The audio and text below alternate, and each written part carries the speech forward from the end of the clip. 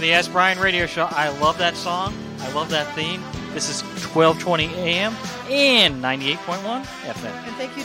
You blew out my ears. Thank you for that. Well, that's the goal here. The Ask Brien Show. Peter Bronstein and Patti Handy here, your co-host and host.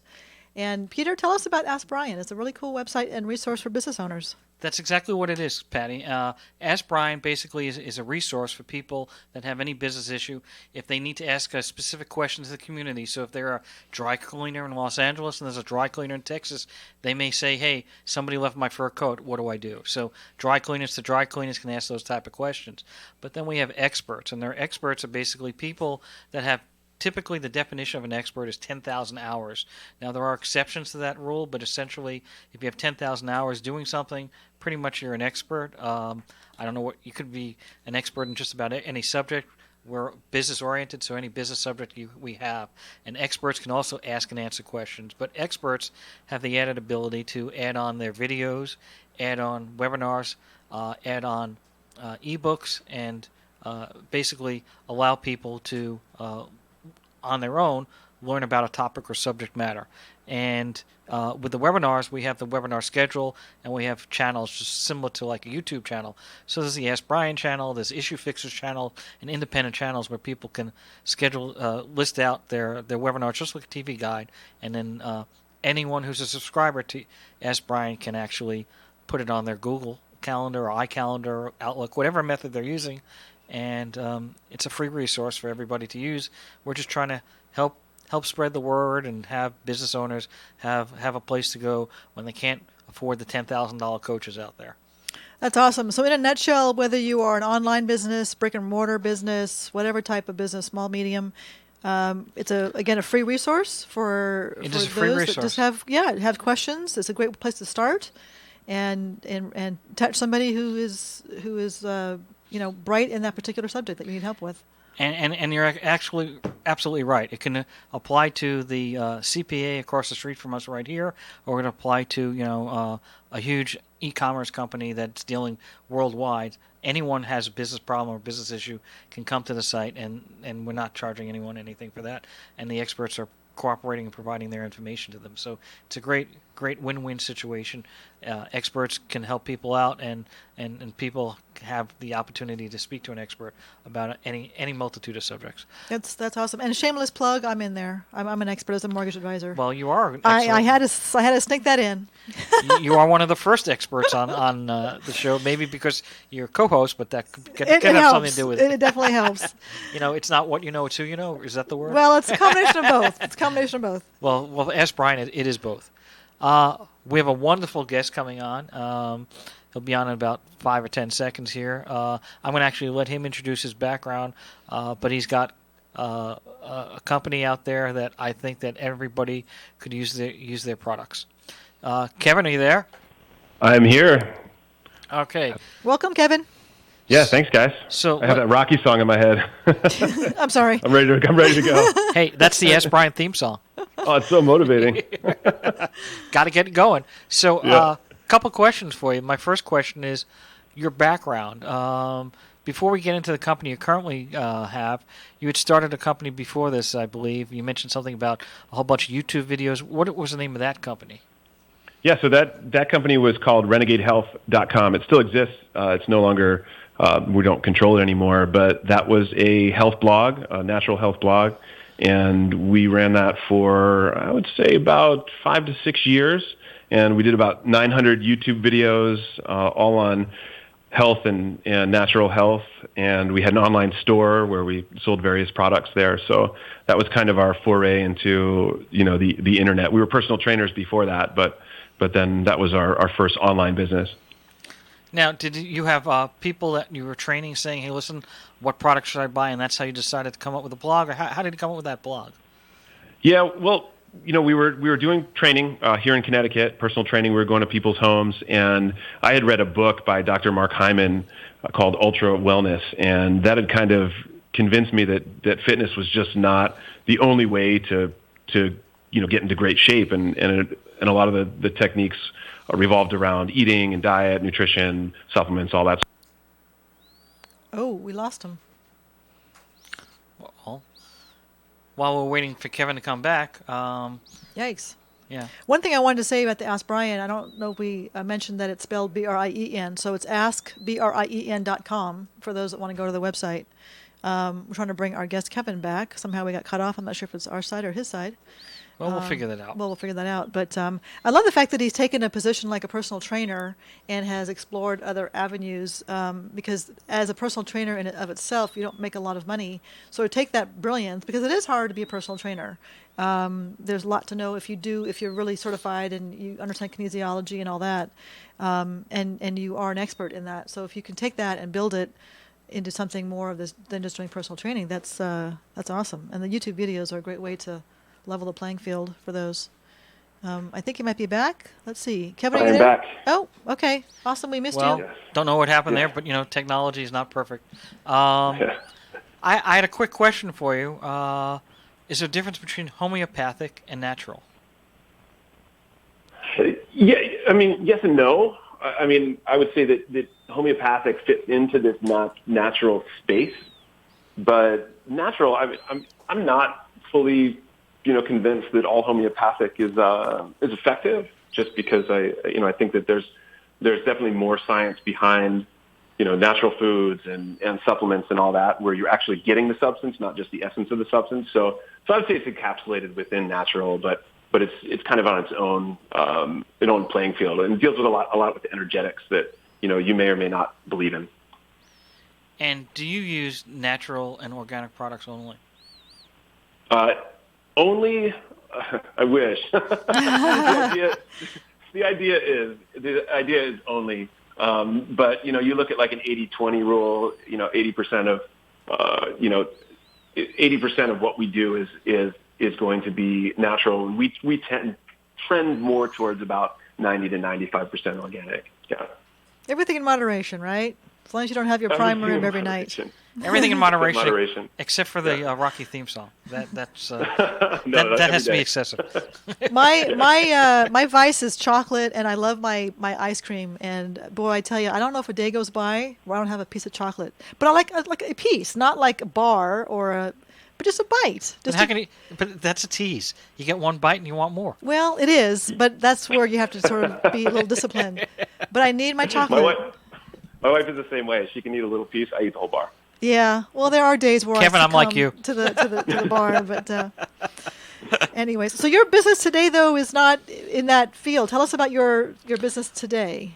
Well, sure. Our business. Oh, go ahead. Before you get there, so I just want to understand. So you were personal trainers, and then you came up with this blogging, and you just decided to do it on your own, or did you hire somebody to do that? So we started on our own. I essentially gave all of my personal training clients to my wife, and she handled all the client work. And I literally, she still jokes to this day, she had no idea what I was doing for about 12 hours a day when I was just sitting at the computer. She would come home from all the client work, and she'd be like, "What are you doing? Do you want to eat dinner?" I'm like, "No, I just got to finish this." And we didn't bring in money at all for a decent amount of time. So it was a lot of work. I wrote a lot of articles, building up some search engine traffic. I did a lot, started to do some videos. We still hadn't had much traction.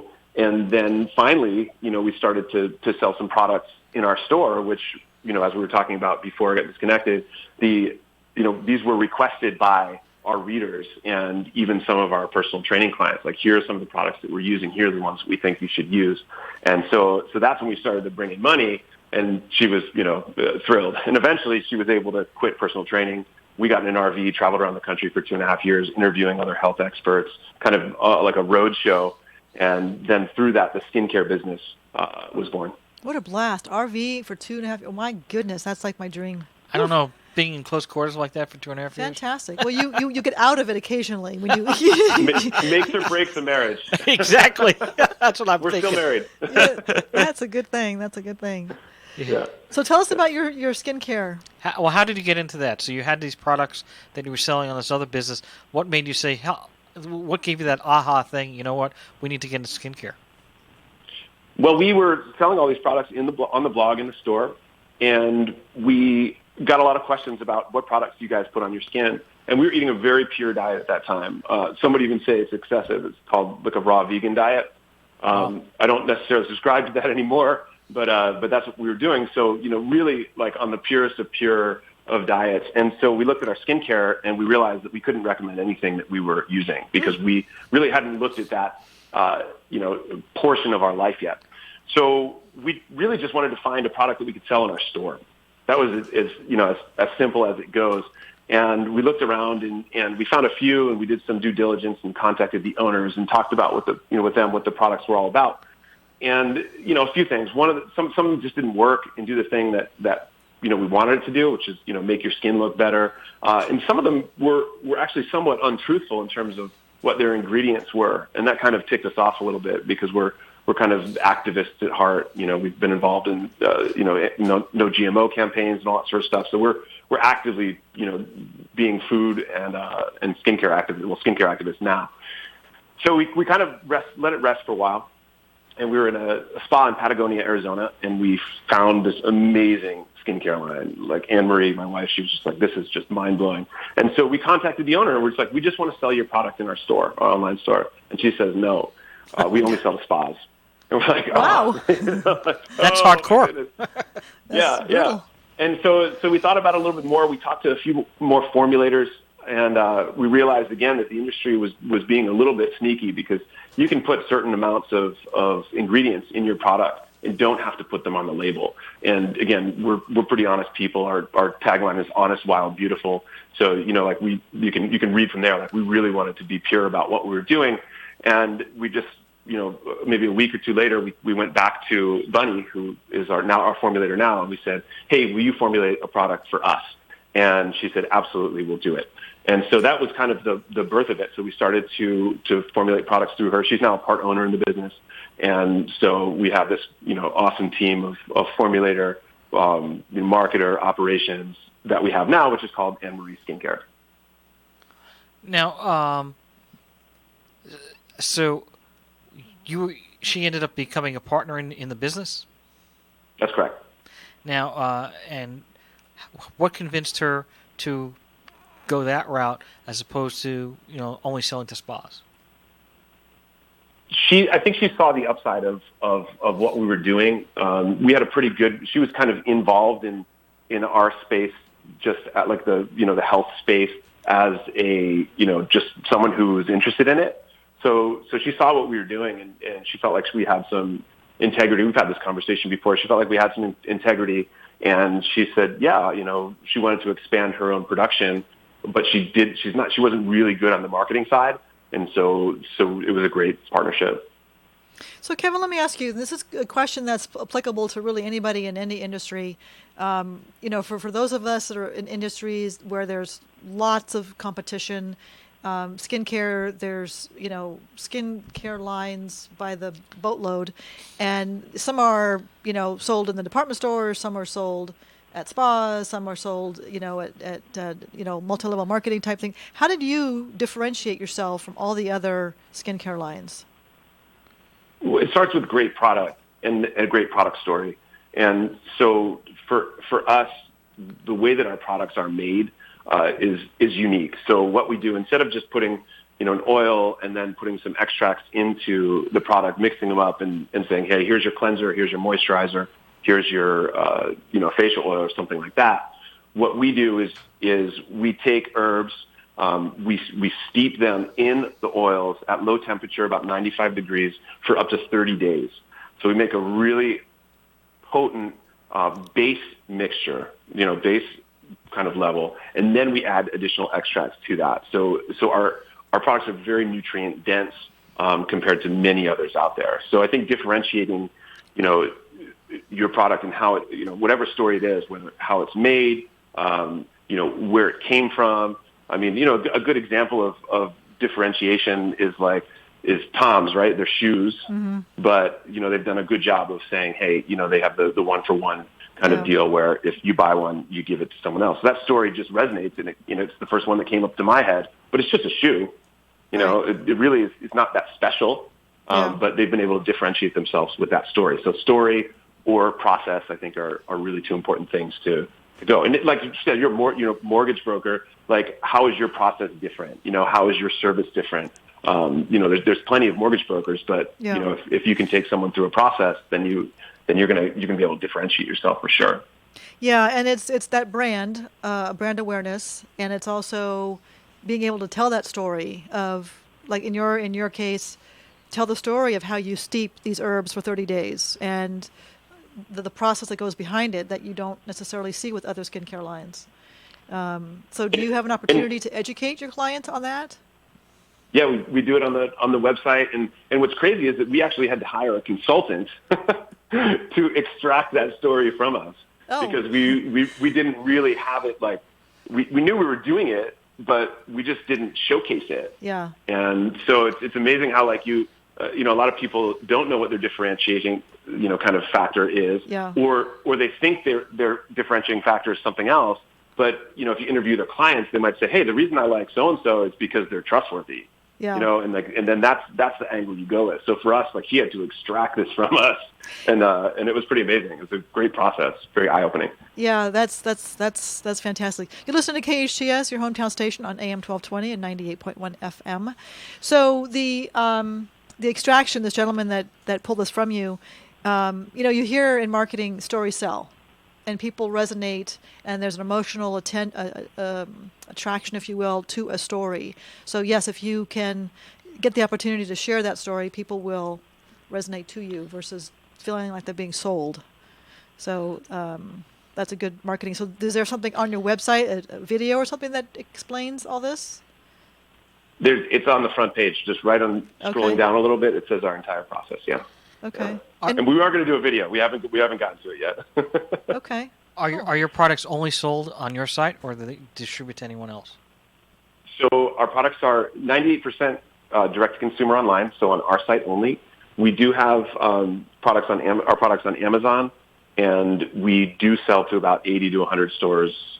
I don't know where we are right now throughout the U.S.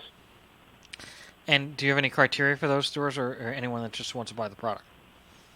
We actually do have a pretty strong interview process because when you're dealing with retail, product sits on the shelf unless the people who are in the store either know, use, or like the product.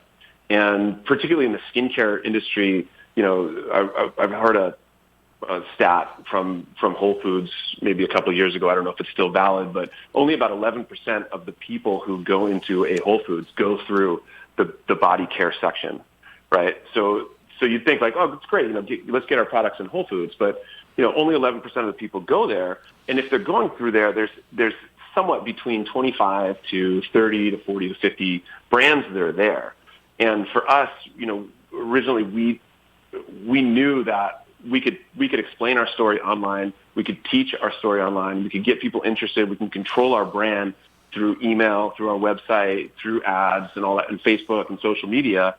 But we were really unsure if we could be able to get to the clerk at Whole Foods to be able to say, hey, how do you recommend our products, And the last thing we'd want to do, and I've seen this happen before to businesses, even a friend of mine, where they got into Whole Foods did a whole big buy for them.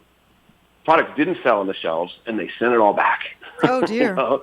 Yeah, and they ramped up their business because of it. They had to hire some new people and all that sort of stuff. So sent the product back, had to let go of the people, and we just didn't want to be involved in that sort of process. It's almost like the online world has taken over the brick and mortar in situations like this, where you have a product of this nature. We've got about 2 minutes left before we got to go commercial, but I want to ask you as we get in here.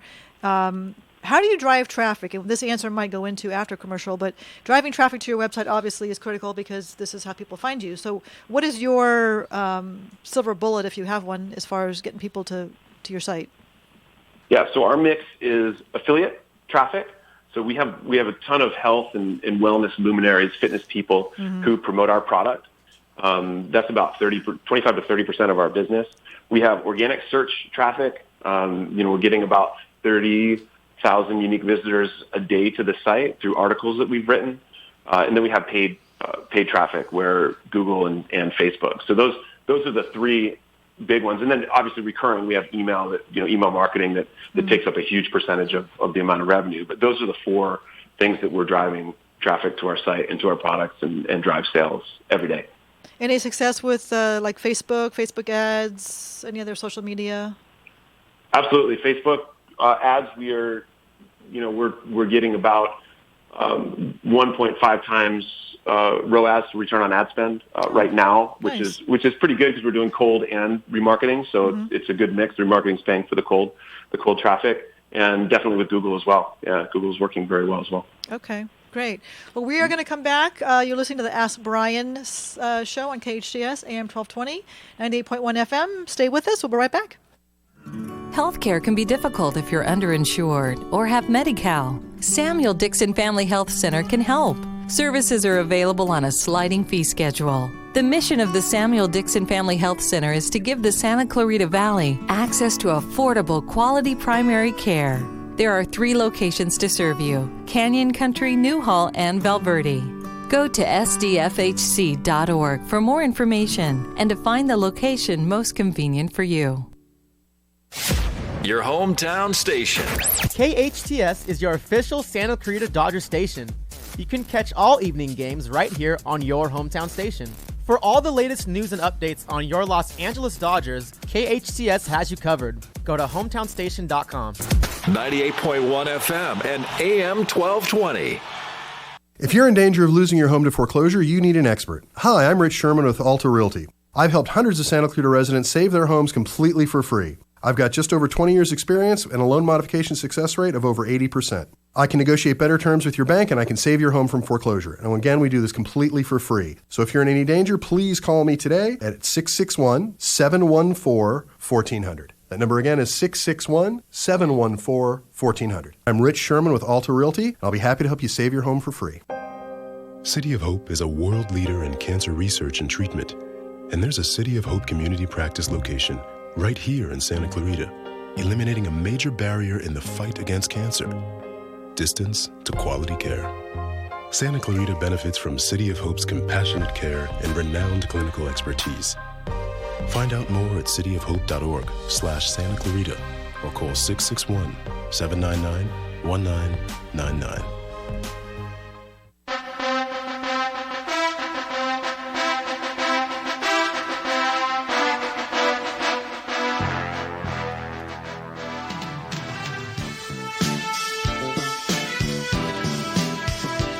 Welcome back to the Ask Brien show. Peter's over here dancing his Rocky dance. I'm just going to take it from here.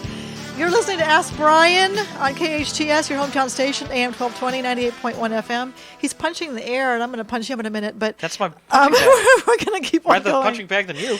So yeah, don't do that to me. That you won't be happy. Kevin, we didn't give you an opportunity at the top of the show, and I'd like to now share your website and contact information. Yes, it's AnnmarieGianni.com, AnnmarieGianni.com. That's the website. That's a very pretty name. And that's your brand name? The brand name is Ann Marie Skincare. Okay. So we were talking off air, and we want to kind of pick it up. We were amazed at the 30,000 visitors by organic, because skincare is just so huge. So if somebody Googles skincare, you're going to get 7 bazillion, findings. Walk us through what you did sort of uniquely with regards to that. Sure. Well, we knew from Renegade Health that traffic rules, right? So, we had done YouTube videos and we had done articles, and I think by the time I was done with that, we had about 2,000 articles that I had written, and so that was driving pretty significant traffic to that website. So we knew we wanted to do the same thing for skincare. And we started off kind of on the wrong foot, because we started off just writing about skincare, whether it was, how to reduce the appearance of wrinkles, or, how to deal with crepey skin and all that sort of stuff. And we realized that 2 things. 1, it was hard to rank for those keywords. And 2, that our readers were interested in more than just skincare. And sending them an email every day about some of the skincare content wasn't exactly what they were most interested in. So what we started to do was kind of move out of that I would say that core of copy or information or article base, out a few more concentric circles, where we realized that a lot of our people were interested in health. A lot of people, because I mean, we have an organic skincare company, so clearly they have some interest in organics, herbs, health, all that sort of stuff. So we started to write articles about that, and that's how we started to get a lot of traction to our website. So it's not just for skincare topics; it's for topics that are uniquely related to who our avatar is. And we've done a lot of work trying to identify who our avatar is, down to just the basic demographics, but also the sociographics and all the things that they like. We know that they like to vacation to the beach and not necessarily to the mountains. Would be a good example of how that all kind of, the details that we know. Interesting. How did you learn about getting traffic to the website? I mean, your background was a personal trainer. How did you figure this out? Way back when I did some real estate before personal training, and I did some website building, and a friend of mine gave me some Jay Abraham cassette tapes. Oh yeah. And some Dan Kennedy cassette tapes, Bill Glazier. So I was listening to that stuff, way back when, when the internet kind of started, and so that kind of put me on the path to start to figure out how to do all this sort of stuff. So I would say that's where it started. And then I'm a consummate learner. I'm always going to conferences.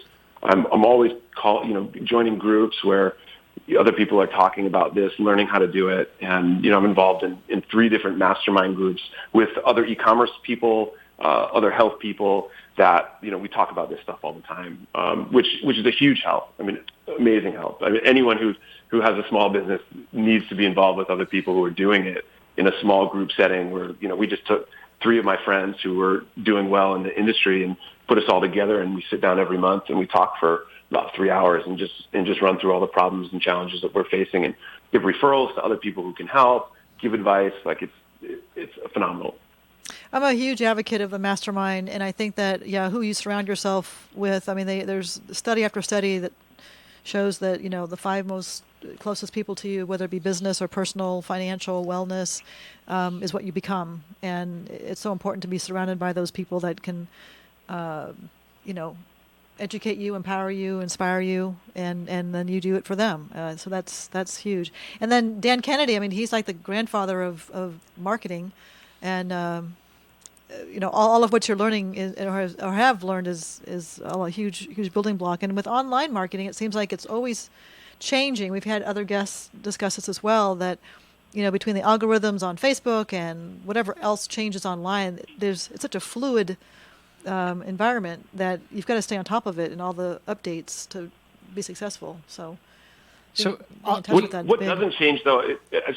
What doesn't change is the very simple principle of go where the party is, and I think we've used that successfully over the years. Where a lot of people want to just kind of they want to put their stake down and say, all right, come on over here, like we're here, come into our store, but really the way to do it is to find out where the people are already, and then try to get them to come to your thing. So that's how the affiliate, game really works well. It's people already have audiences. They already have followers. They've already done the work. So can you leverage that to get people to come to your site? How can you make a relationship with them? Even Facebook groups or things like that. If there's this organic skincare Facebook group, how can you get those people to come on over? They like organic skincare, so they know they're going to like your thing. So how do you get those people to come over? So go where the party is. You've got all the cheerleaders. So do you have somebody, one of the employees who's just takes care of all the affiliates and the tech piece of that? Because that's a whole time suck in itself. I mean, it's a big task to connect with affiliates and make all that happen. Do you have somebody that manages all that, or do you do that yourself?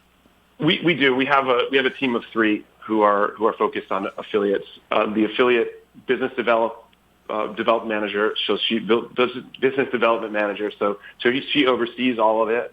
And then we have an outreach manager, someone who's going to events and talking to affiliates, reaching out through social media. And then we have a manager, or a more an admin in-house who handles a lot of the scheduling and all that sort of stuff. We found that if it was going to be 25 to 30% of our business, that we needed to have a full team to do that. And I still do it too. I still go to events and hang out and meet with people, but I, with kids now, I like to not travel as much. So your affiliate program is an in-house program? You're not using Correct. Commission Junction or those other companies out there?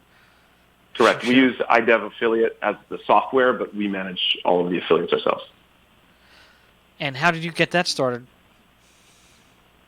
That was through Renegade Health. A lot of the I don't know if you guys have seen these, but a lot of people are doing online summits where they get a bunch of speakers to come together, and it's free to attend, and then you can buy the program on the back end if you want to listen to it again.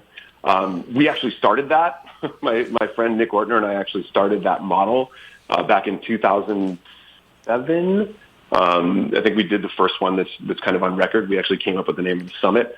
So that is essentially the affiliate model, because all the speakers promote and they come in. So we used all those relationships that we had leveraged over the years to then start to promote the skincare. But the summit model is great. I mean, if anyone wants to start an online business fast in any sort of space, get a group of luminaries who are in your space, ask them if they would like to speak, put on the summit, provide a lot of value to the customer or the prospect, and then you also build a list as well. Mm-hmm. Is that different than a ClickFunnels?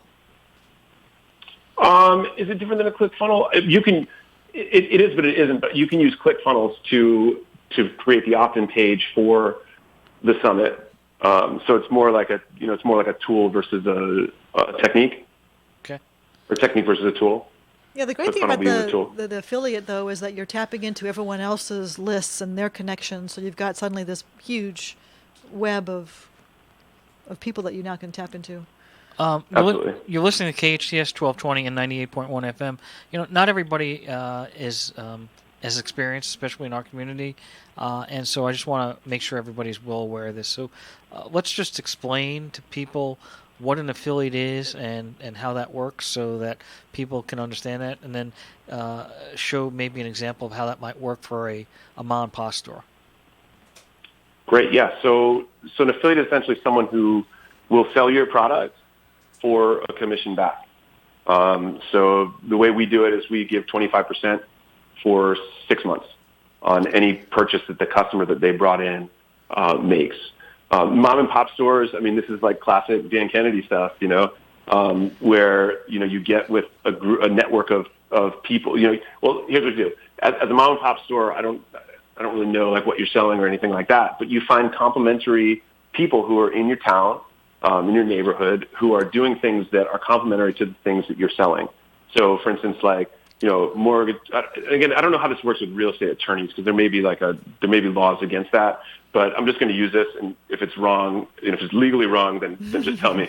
But like mortgage broker wants to work with, would need a real estate attorney, right? And I don't know if you can give kickbacks. So mortgage broker wants to work with maybe a home inspector, right? So the home inspector can give people, give customers over to the mortgage broker. The mortgage broker can say, hey, here's the home inspector that I recommend, and I don't know if you can give a kickback in that situation, but that would be what it would be.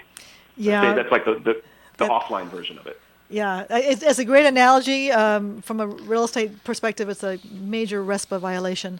We can't even take a $25 gift from a client. So, but we get. I mean, the basic message is what it is, and that is that you find a complementary service or person product, and then you use their contacts, and they sell for you, and you get a piece.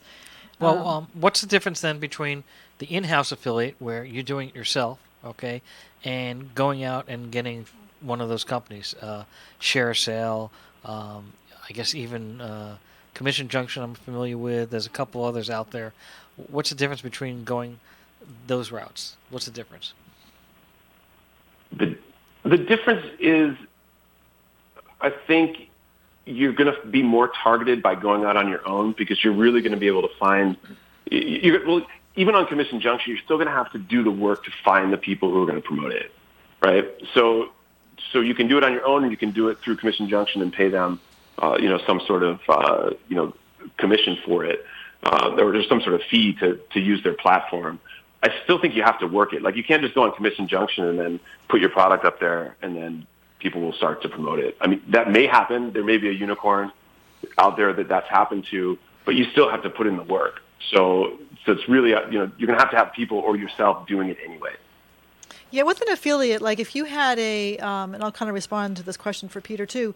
If I have an email list, they know who I am, they know what I'm about, they trust me, they like me, that's why they're on my list. And if I were to say, here's a great new amazing skincare product, they're going to respond to me because they trust me, and they're going to be more apt to purchase that product versus just seeing it on a website or a promotion on a banner ad or whatnot. Because Patty's saying this is an amazing product. So in that case, then it really is it affiliate marketing or is it influencer marketing? Because influencer marketing is based on using somebody else to sell your product based on their influence.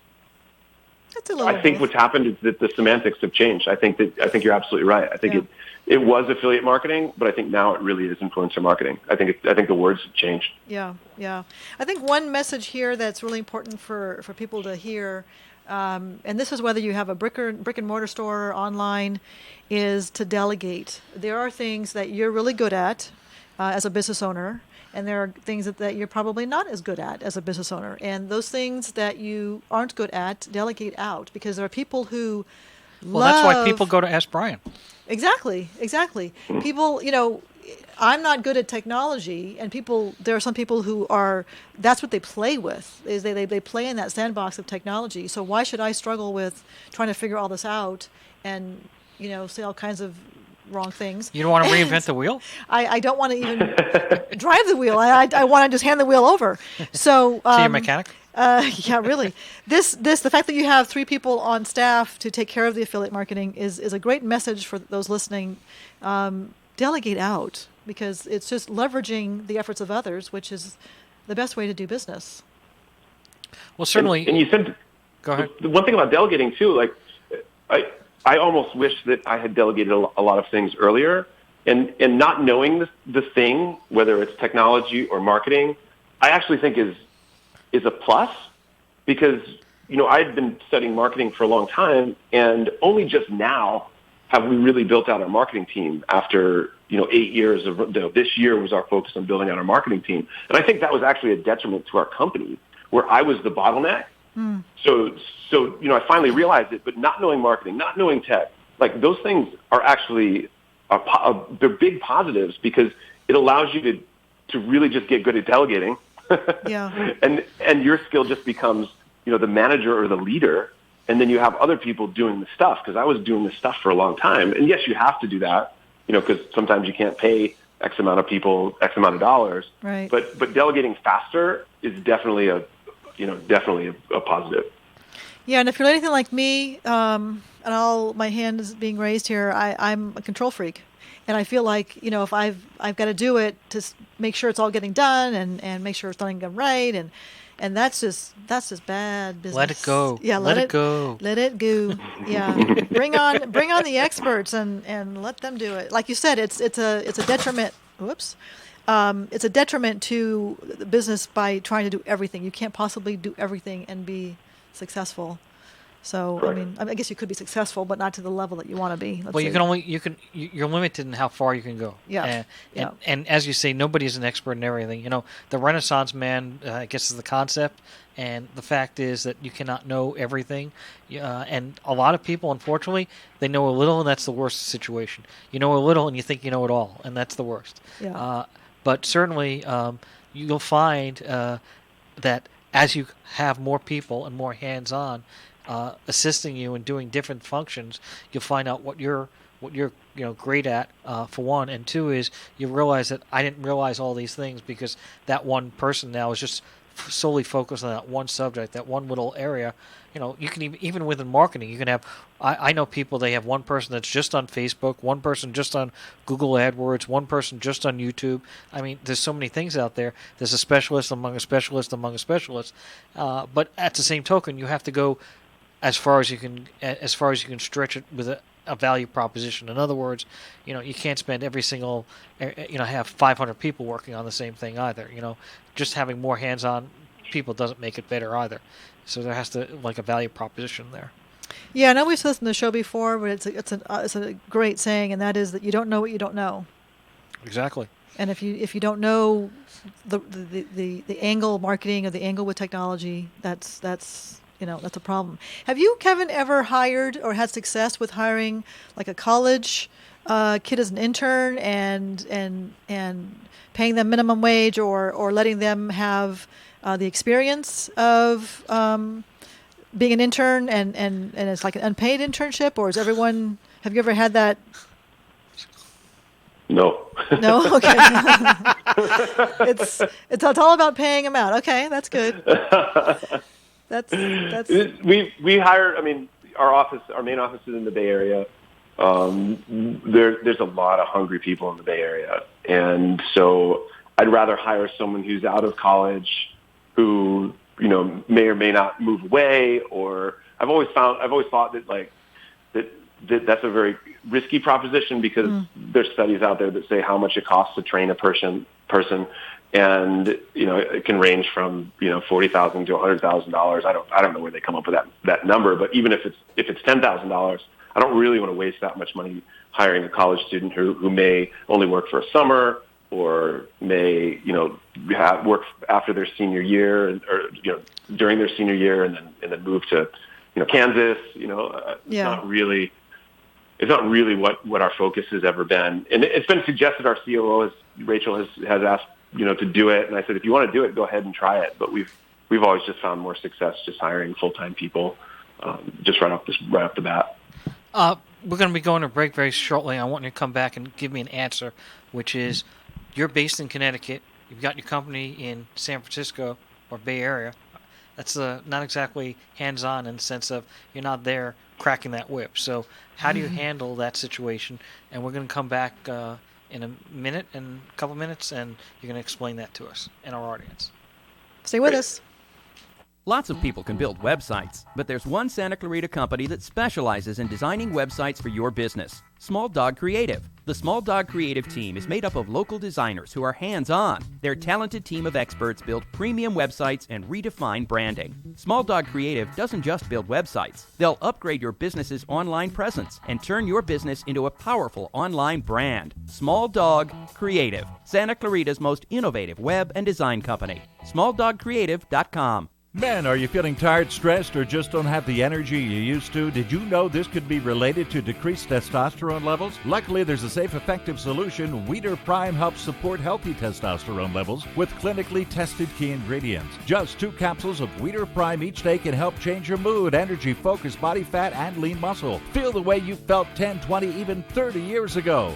Rediscover your Prime with Weeder Prime. To find a retailer near you, visit WeederPrime.com. That's WEIDER Prime.com. When you're looking for a midnight snack, sometimes fast food just doesn't cut it. California Bakery and Cafe is open 24/7, so you'll be able to find fresh donuts, danishes, bagels, all-natural fruit juices, gourmet sandwiches, and much more at any hour. With elaborate cakes for any occasion, including weddings, baptisms, anniversaries, corporate events, or any special event. California Bakery and Cafe in Santa Clarita is open 24 hours to satisfy any craving, anytime. Call us, 255-1254. That's 255-1254. There's only one Santa Clarita plastic surgeon who is Yale trained and board certified, Dr. Justin Heller. To be a board certified plastic surgeon like myself, what that truly entails is about 5 to 7 years of honed surgical training in reconstructive, all areas, as well as aesthetic, so which means your facelifts, your breast augmentations, your body contouring, true training, and board certification. In fact, that's the only board certified area that can be achieved in this realm. Dr. Justin Heller,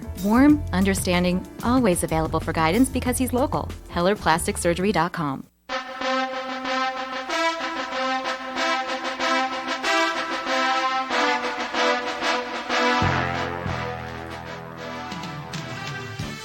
Welcome back. That's a great theme. Ask Brien has one of the best themes out there.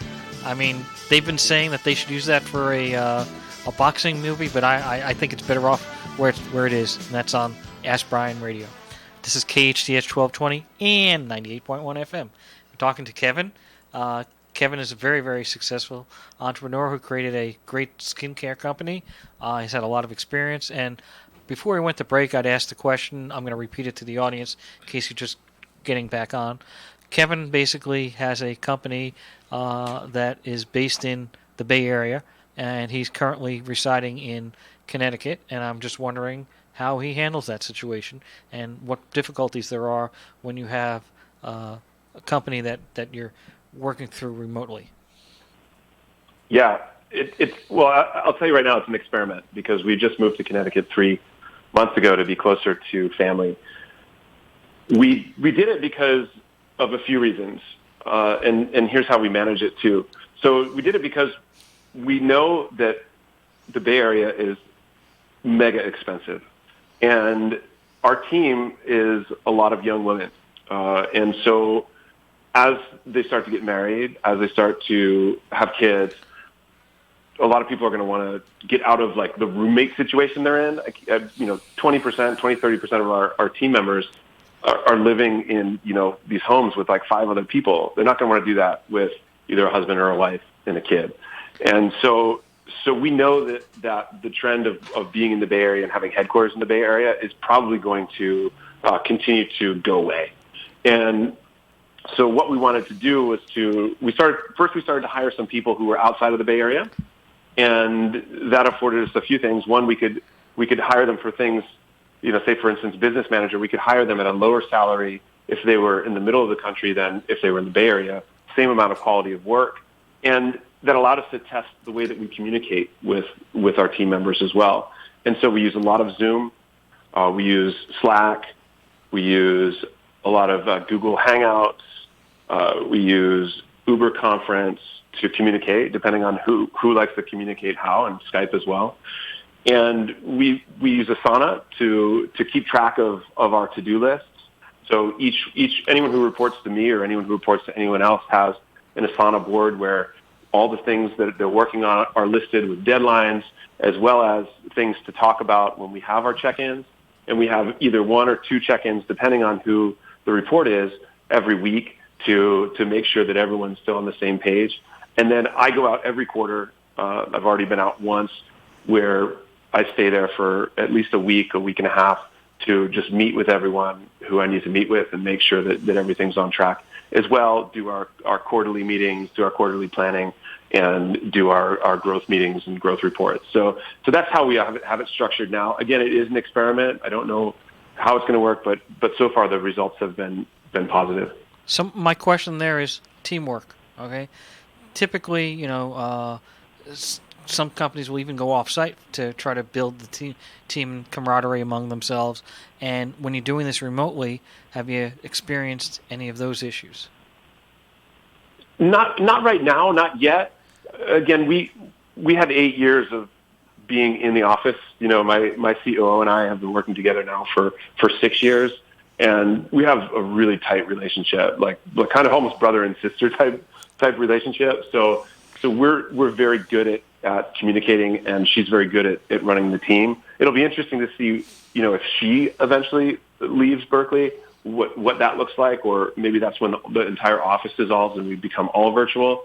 But we also do offsites where we have our team retreat, and that's where we do a lot of bonding. So I think that we haven't seen anything yet, but if anything happens, I can fly back to Berkeley. It's not that big of a deal to be able to address it quickly and deal with it fast. That's the beauty of an online business like this. You can be anywhere. It's a virtual business, and even if you do, like you said earlier, if the team kind of splits up and everybody works virtually from their home or whatever, there's so many technology tools out there that can bring you together, whether it be different conferences or tools that you can talk to, see each other. I mean, you don't need to be sitting there physically with that person. So that's the beauty of the internet and just online business. We had one more concept we were going to go over, and that was, I have a furniture store, and I'm trying to figure out all these things that you're talking about.